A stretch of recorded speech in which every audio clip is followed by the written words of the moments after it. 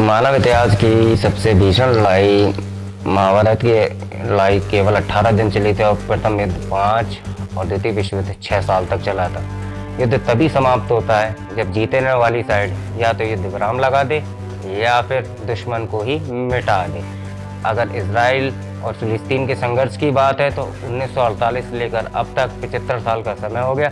लड़ाई है कि खत्म ही नहीं होती, लेकिन इस बार देखने से लग रहा है कि इजराइल इस कहानी में फुल स्टॉप लगाने के मूड में है। तो मित्रों, इजराइल और फिलिस्तीन की इस कहानी की करते हैं विश्लेषण टॉक मेरे साथ।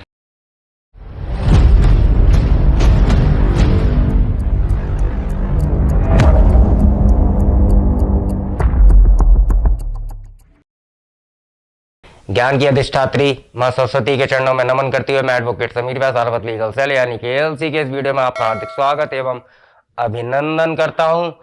मेरे चैनल को सब्सक्राइब करना ना भूलिएगा, सांप्रदायिक सौहार्द बनाए रखिएगा और मेरे वीडियो पर लाइक, कमेंट और इसको शेयर जरूर कीजिएगा और वीडियो को अंत तक देखना ना भूलिएगा।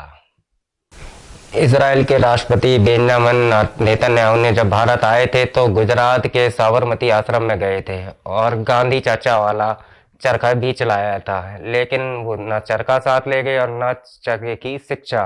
और इसीलिए वो ये जानते कि आतंकवादी संगठन हमास का जवाब उन्हें कैसे देना है। वैसे तो ये संघर्ष 75 सालों पुराना है, लेकिन इस बार लग रहा है कि किसी न किसी निष्कर्ष पर यह कहानी पहुंच जाएगी। इजराइल के साथ अच्छी बात यह है कि दुनिया क्या सोच रही है वो उस पर ज़्यादा ध्यान नहीं देता है। दूसरा, उन्हें अपनी ताकत पर भरोसा है और इन्होंने इंतजाम भी वैसा ही कर रखा है। आजकल दो ही चीज़ों की चर्चा दुनिया में चल रही होती है, एक तो कोरोना की मार और इजराइल का फिलिस्तीनी रॉकेटों पर आयरन डोम का वार। आजकल केवल यही दो चीज़ें चल रही हैं। खास तौर पर इजराइल में जो कुछ हो रहा है, फिलिस्तीन में जो कुछ हो रहा है, आसमान में रोशनियों की एक बारिश सी हो रही है। आप लोग देख रहे होंगे लगातार पिछले 10 मई से करीब ये शुरू हुआ था, करीब 4-5 दिन हो गए और कुछ ट्वीट पे हैं, वीडियो पे हैं जो इजराइल डिफेंस ऑर्गेनाइजेशन की तरफ से ट्वीट किया गया। वो वीडियो भी जो बच्चों का गेम हुआ करता था पहले कि आप आसमान में हथियार लो और मतलब एक दूसरे को मार गिराए, असल में वैसी तस्वीरें। असल में एक रॉकेट है जो हमास की तरफ से, फिलिस्तीन की तरफ से जो लड़ाई लड़ रहा है हमास, वो छोड़ रहा है इजराइल के ऊपर गाजा पट्टी या फिर तेल अवीव तक और भी दूसरी जगहों पर। तो इजराइल जो है उन रॉकेट और मिसाइल को हवा में मार कर गिरा रहा है। तो ये जो तस्वीरें हैं, लेकिन इन तस्वीरों के जरिए, क्योंकि ये तस्वीर आप लोग लगातार देखिए, एक दूसरी कहानी सामने आती कि असल में इजराइल में जब दुनिया में पूरे लोग, सब लोग कोरोना को लेकर परेशान हैं, तो हमास के और इजराइल के बीच में लड़ाई, क्योंकि नौबत ये है कि जंग ना हो जाए। तो इजराइल के जो प्राइम मिनिस्टर नेतन्याहू ने कहा है कि मामला भी आगे जाएगा और हम बिल्कुल जवाब देंगे। और हमास ने ये धमकी दी है कि मेरे पास करीब 30-35 हज़ार रुपये ऐसे रॉकेट हैं जो कि इजराइल के सारे शहर जो है हमास के निशाने पर हैं। तो तमाम चीज़ों को देखते एक जंग की आहट भी सुनाई दे रही है, लेकिन भगवान ऐसा ना करे। लेकिन सवाल ये कि सब कुछ हो क्यों रहा है, तो इसकी पूरी कहानी को आपको एक डिटेल में बताता हूँ। इसके लिए आपको इजराइल, फिलिस्तीन, इनके जन्म और इजराइल का जो बॉर्डर है उसको पूरा आपको समझना पड़ेगा। हुआ ये कि इसी 10 तारीख को इजराइल की सुप्रीम कोर्ट ने एक फैसला सुनाया। फैसला ये था कि यरूशलेम में ऐसे 7 परिवार थे जो अरब है और फिलिस्तीन के, उनसे ये कहा गया कि आप ये जगह और ये घर ये खाली कर दो। और इसके बारे में ये तर्क दिया कि ये मामला एक्चुअली में कोर्ट में चल रहा था कि 1948 से पहले, 1948 से पहले ये जगह जो आप, मतलब ये जगह पे जो आप लोग रह रहे हैं, कि 1948 में इजराइल बना था। 1948 से पहले ये दी रिलीजन एसोसिएशन की थी, मालिकाना उनका था। तो 48 से पहले चूंकि उनका हक था, बाद में वहाँ पर आके लोग रहने लगे। तो 7 परिवार में लगभग 70 फैमिली, मतलब 7 परिवार में कुल मिला के 70 लोग थे। तो सुप्रीम कोर्ट ने कहा यह घर आप खाली करें और इसको छोड़ें। ये जो फैसला था इसको लेके विरोध तो चल रहा था, लेकिन बट इसके बाद खबर ये आ गई कि ये जो इन जगहों को लेकर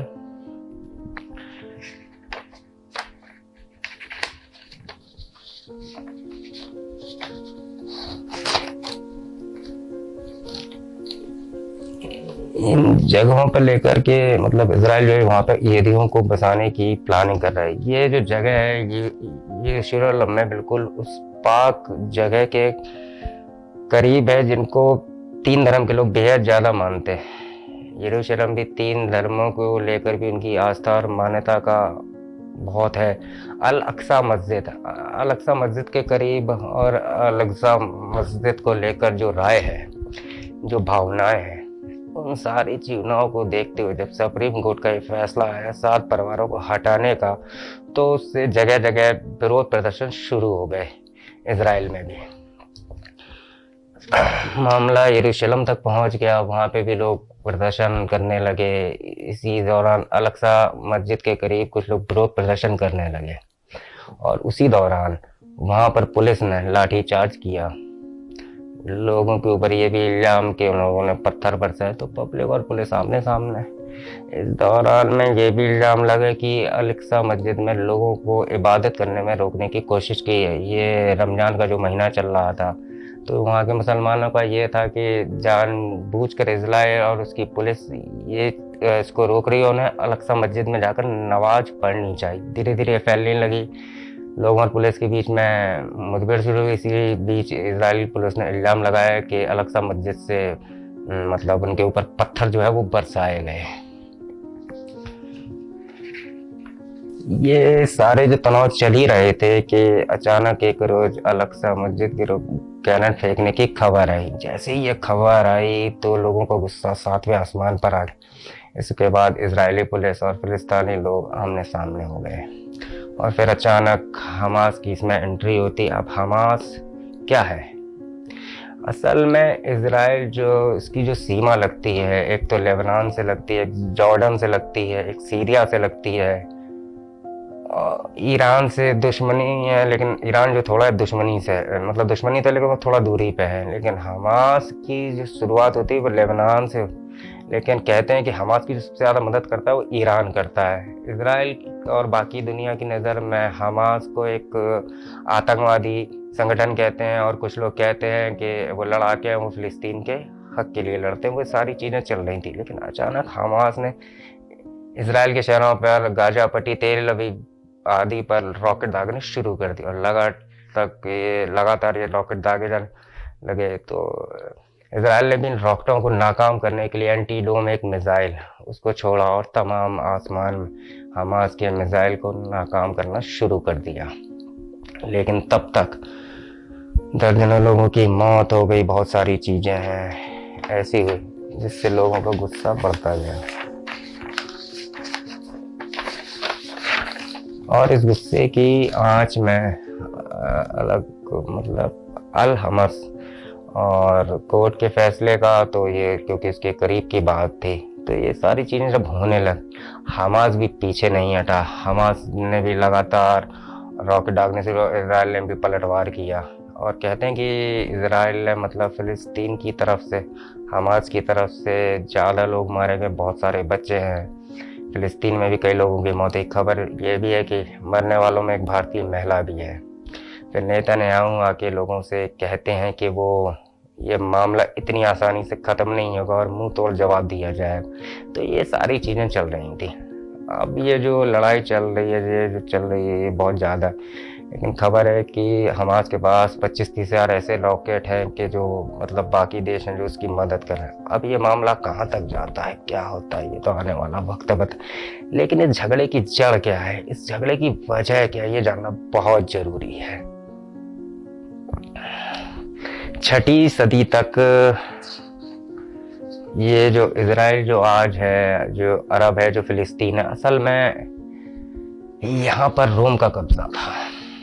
उसके बाद इस्लाम का जन्म होता है और रोम और अलग अलग कबीलों में लड़ाई होती है। फिर इस्लाम में एक हुकूमत आती है और ये लड़ाई झगड़ा चलता रहता है। फिर कभी वो आते हैं। उस वक्त तक ये जो इजराइल और जहाँ पे आज फिलिस्तीन है, लोग तब भी रहते थे, लेकिन उनकी आबादी उस ज़माने में कम 80% वहाँ पे अरब रहते थे और 10% ईसाई रहते थे और 3% यानी कि यहूदी रहते थे, सॉरी 87% मुस्लिम रहते थे। तो यहूदियों का अपना दुनिया में कोई देश नहीं था।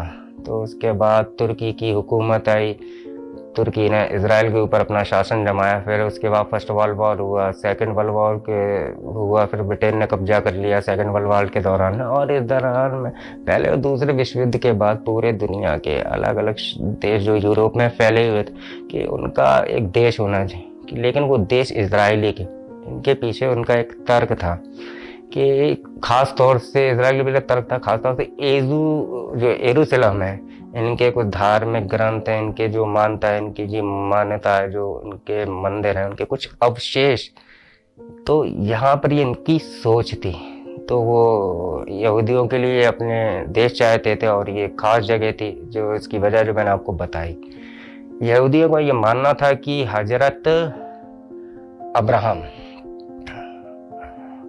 उनका इस यरूशलेम के साथ बड़ा गहरा रिश्ता है और उनके धार्मिक ग्रंथ का बड़ा गहरा रिश्ता है। तो हजरत इब्राहिम और धार्मिक ग्रंथ, तो मतलब इनको यरूशलेम को बहुत पवित्र जगह मानते थे हजरत इब्राहिम को लेके। और मतलब ये लोग ये कहते थे कि यहूदियों की एक जन्म भूमि है, कर्म भूमि है। अब दो चीज़ें आ गई। और ईसाइयों का मानना है कि यरूशलेम जो है ईसाइयों की कर्म भूमि है। ईसाइयों के हिसाब से यरूशलेम में मतलब जो क्राइस्ट थे, जो हजरत ईसा, उनको सूली पर चढ़ाया गया था। तो ये भी इनके लिए भी एक अहम जगह होगी धार्मिक नजरिए से। मतलब यहूदियों के लिए हजरत इब्राहिम बोल रहे हैं और ईसाइयों का कहना है कि उनका धार्मिक ग्रंथ से उनको रिलेट करते थे। और ईसाइयों की जो पर्वत जगह है कि ईसाइयों मतलब ईसा कि इसलिए है कि ईसा को वहाँ पर सूली पे चढ़ाया गया इसलिए। और मुस्लिमों के लिए जो यरूशलेम में अल अक्सा मस्जिद है, के कहना है कि इस्लाम की शुरुआत पैगम्बर मोहम्मद ने यहीं से की थी। अब यहाँ पर दो चीज़ें और हैं जिससे यहूदी हजरत अब्राहम बोलते हैं, उन्हें मुस्लिम भी मानते हैं, पैगम्बर इब्राहिम बोलते हैं और ईसाई भी मानते हैं, लेकिन वो इब्राहिम बोलते हैं। तो नाम अलग अलग हैं, लेकिन तीनों धर्मों में उनकी अपनी जगह है, एक मैसेंजर ऑफ गॉड की तरह। तब ये अक्सा मस्जिद ईसाइयों के लिए ईसा मसीह का सूली पे चढ़ाया जाना और यहूदियों के लिए वहाँ पर उनका धार्मिक ग्रंथ और वो जो अब्राहम अवशेष वगैरह मंदिरों के जो अब्राहम भी मौजूद, इन चीज़ों को मिलाकर इस इलाके को तीन तीन बड़े धर्मों के लिए बहुत ही पाक और पवित्र जगह हो गई। तो इसीलिए यहूदी कहते थे कि इजराइल यहीं बने और ये सारी हुकूमत चलती रही। और इसके बाद सेकेंड वर्ल्ड वॉर के बाद अब यहूदी जो दुनिया भर में बिखरे हुए थे धीरे धीरे इजराइल पहुंचने लगते। 1948 में अचानक एक रोज इजराइल को एक आज़ाद देश करार दे दिया जाता है और अब इजराइल का जन्म हो जाता है। जिस दिन इजराइल अपने आप को आज़ाद देश करार करता और उस समय जब इजराइल ये चीज घोषित करता है कि ये देश घोषित हो गया, उस समय अमेरिका के प्रेसिडेंट ट्रूमैन थे। तो अंग्रेज जब इस जगह को छोड़ के जाते हैं तो वो इसके दो टुकड़े कर देते हैं, कायदे से तीन। एक इजराइलियों को दे देते हैं करीब 60% ज़मीन और 40% अरब के लिए यहाँ पे फिलिस्तीन का गठन होता है। और जो एरिया था यरूशलेम, जहाँ पे तीनों धर्मों का जावा था, मुस्लिम, क्रिश्चियन और यहूदियों का, उसको वो वैसे ही छोड़ देते हैं। इससे पहले 1940 में यानी कि इजराइल के जन्म से 3 साल पहले यानी कि संयुक्त राष्ट्र का जन्म हो चुका था 1945 में। लड़ाई अभी भी नहीं, क्योंकि बर्मा बंटवारे के बाद में फिलिस्तीन भी यरूशलेम पे अपना हक मान रहे थे और इजराइल कर रहा था उसकी राजधानी बनाई। तभी ये खून खराबा देखी यूनाइटेड नेशन एक फैसला करती है कि अरब के लिए जो फिलिस्तीन है और जो इजराइल है यहूदियों के लिए वो है, लेकिन ये जो यरूशलेम है यहाँ पे जो सारी चीज़ें धार्मिक हिसाब से तीन धर्मों के लिए, तो इसको एक इंटरनेशनल गवर्नमेंट चलाएगी संयुक्त राष्ट्र की निगरानी में। फिर ये फैसला हो गया, सारे पक्षों ने मान ली, ना यहाँ पे इजराइल का कब्जा होगा, सब पक्षों ने बोला कि ना यहाँ पे अरब का कब्जा होगा। तो यहाँ पे केवल मतलब संयुक्त राष्ट्र ही चलाएगा, इंटरनेशनल गवर्नमेंट ही चलाएगी यरूशलेम। लेकिन फिर बाद में वक्त बीतता गया, 1967 में पूर्वी यरूशलेम के इलाके पर कब्जा कर लिया। फिर उसको लेके बहुत सारी चीजें हैं, फिर लड़ाई चलती रही, बनी नहीं। दूसरी तरफ दो आसपास की सीमाएं थी जो लगी हुई थी, वो सब लोग नाराज थे क्योंकि अलग अक्सा मस्जिद उन लोगों के लिए बहुत इम्पोर्टेंट था और उससे जुड़े मतलब जो आसपास के जो इलाके थे, और उस जगह पर इजराइल ने कब्जा कर लिया। और इसी दौरान 87 या 88 में ईरान का जन्म होता है और ये ईरान दुनिया का पहला शिया मुस्लिमों का देश बनता है, जैसे इजराइल यहूदियों का बना था। अब जो यहाँ से जो बात जो शुरू होती है वो असल में मतलब ईरान जो है कि अल-अक्सा मस्जिद को बार बार से छुड़ाने की कोशिश करता है। मतलब अल-अक्सा मस्जिद को ईरान हमास की मस्जिद करता है, हमास फिलिस्तीन की मस्जिद करता है। अब ये मतलब जॉर्डन भी इसराइल के बगल में है, तो जॉर्डन और इसराइल की जो मतलब पड़ोसी हैं, तो इनके बीच में एक समझौता है जॉर्डन और इसराइल के बीच में कि आपका चलो कब्जा है यरूशलेम पे, लेकिन जॉर्डन कहता है कि जो मुसलमानों के लिए जो 3 सबसे जो पाक और पवित्र जगह है वो मक्का, मदीना और अल अक्सा मस्जिद ही है। तो सारे मुसलमानों की भावनाएं उससे जुड़ी हुई हैं। तो जॉर्डन ने मतलब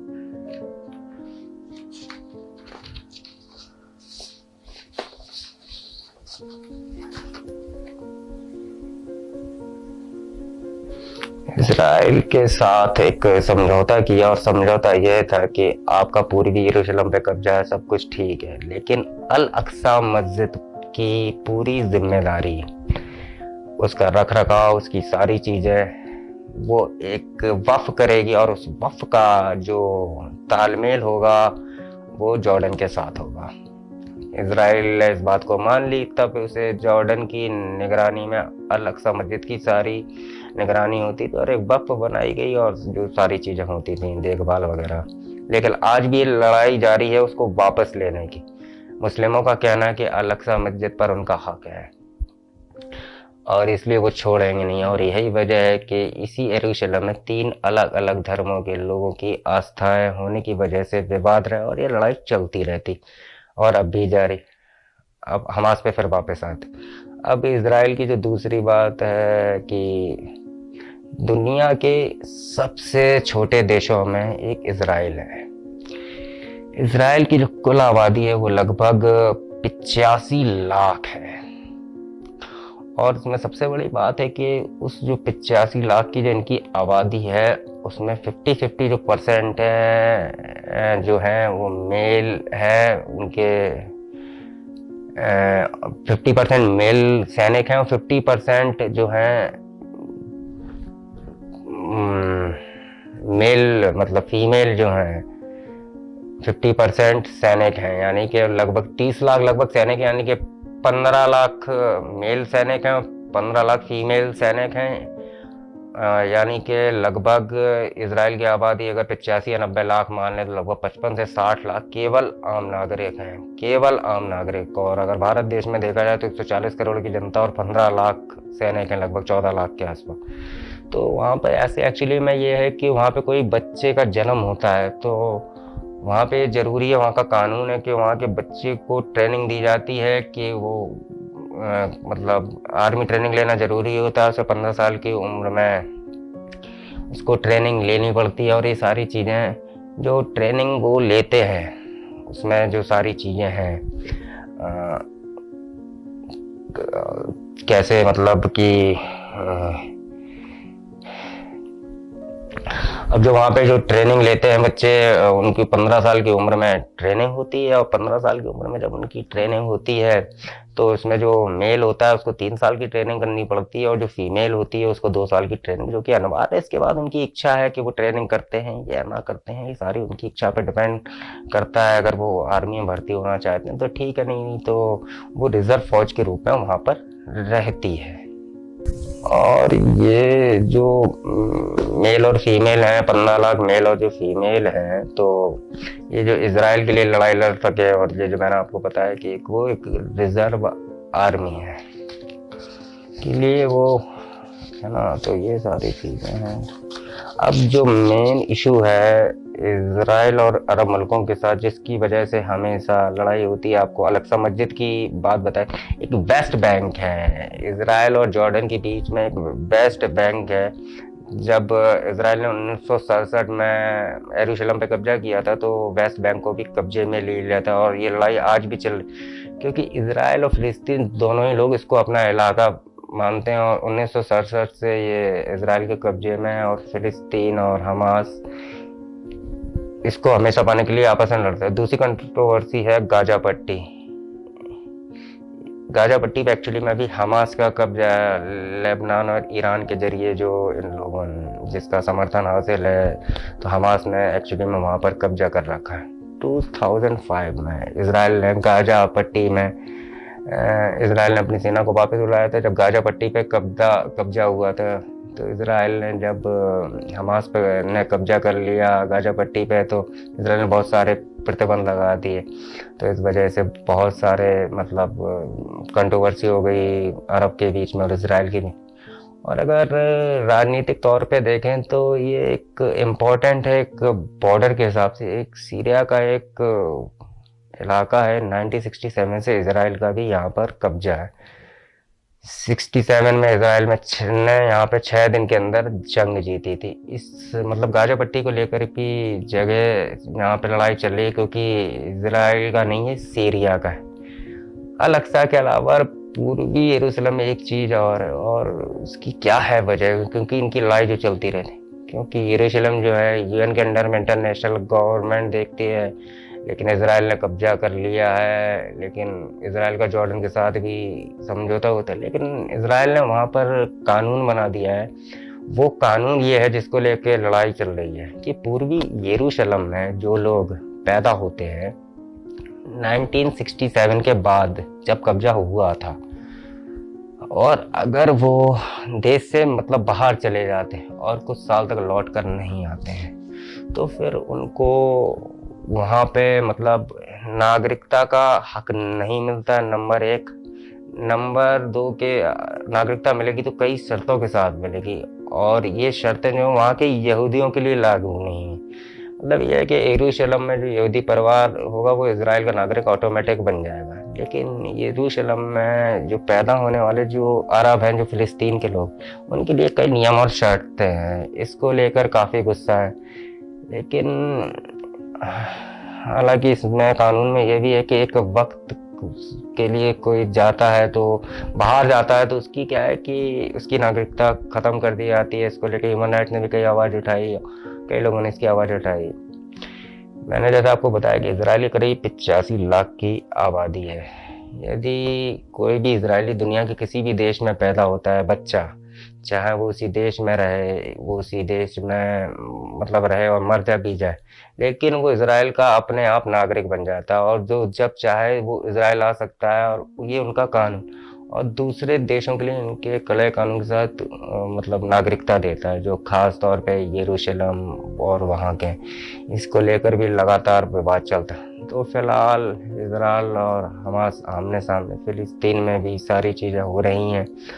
और रमज़ान का महीना था तो अल-अक्सा के मस्जिद के आसपास जो रोक टोकी गई उसके लेके भी गुस्सा था। और एक चीज़ और भी कह रहा है कि मार्च में कुछ वक्त पहले पिछले नेतन्याहू को एक मौका और मिला था सरकार बनाने का, लेकिन वो अपना बहुमत साबित नहीं कर पाए। तो मिला जुला के सरकार बनाने की बात चली थी। तो इस बात को लेके चुनाव से भी जुड़ा था कि वहाँ पे भी चुनाव है, कि राजनीतिक कारणों से भी एक ये वजह हो सकती है, लेकिन एक वजह एक भी है कि लेकिन जो दुनिया का हाल है, जो माहौल है कोरोना से, वैसी दुनिया लोग परेशान है, दुनिया की हालत कहाँ लग रहा है। और ऐसे में यदि वो जंग होता है तो शायद ये बहुत ही बुरा, ईश्वर करे कि ये जंग ना हो, लेकिन अगर ये लोग मानेंगे नहीं तो फिर ये इनको पीटा ही जाएगा। आप लोग ये चीज़ समझ सकते हैं कि इजराइल इनको छोड़ेगा नहीं, और जिस तरीके से वो वार कर रहा है। इजराइल के बारे में एक चीज़ जो मैं आपको बताना भूल गया कि इजराइल का खुद का कोई संविधान नहीं है। इजराइल एक्चुअली में जैसे जैसे हालात बदलते जाते हैं, जैसे जैसे सिस्टम बदलता है, जैसे जैसे सारी चीज़ें होती हैं, तो इजराइल क्या करता है कि अपने कानून में भी वैसे वैसे ना परिवर्तन लाता है। मतलब कि साइंस और टेक्नोलॉजी में तो बहुत तेज है ही, और मतलब वो परिवर्तन लाता है। ये अपने मतलब भारत के संविधान की तरह नहीं है जो अंग्रेज दे गए हैं। अंग्रेजों की तो वैसे ही जो राजनीति रही है वो बांटने की रही है, और उन्होंने हमेशा बांटने की राजनीति करी है। तो इन्होंने यहाँ पर भी ब्रिटेन का जब कब्जा था, तो ब्रिटेन ने यहाँ पे भी बांटा ही था। आधा मतलब दो टुकड़े, मतलब तीन टुकड़े किए थे। दो टुकड़े तो क्या है, तीन ही टुकड़े किए थे। एक इसराइल को कर दिया था, एक फिलिस्तीन कर दिया था, एक यरूशलेम। यरूशलेम के बारे में मैंने आपको बता दिया था कि इंटरनेशनल गवर्नमेंट चलाती है, यूएन चलाती है उसको। तो ये जो सारी चीज़ें हैं, अब देखते हैं क्या होता है, कहाँ जाती है कहानी। तो कैसी लगी आपको मेरी ये विश्लेषण टॉक, बताना ना भूलिएगा। मेरे चैनल को सब्सक्राइब जरूर कीजिएगा, लाइक कमेंट और शेयर जरूर कीजिएगा मेरा वीडियो। इसी के साथ मैं लेता हूँ आपसे विदा। स्वस्थ मस्त व्यस्त रहिए, सावधान सतर्क सुरक्षित रहिए। नमस्कार, जय श्री राम, जय महाकाल, वंदे मातरम, भारत माता की जय। मित्रों।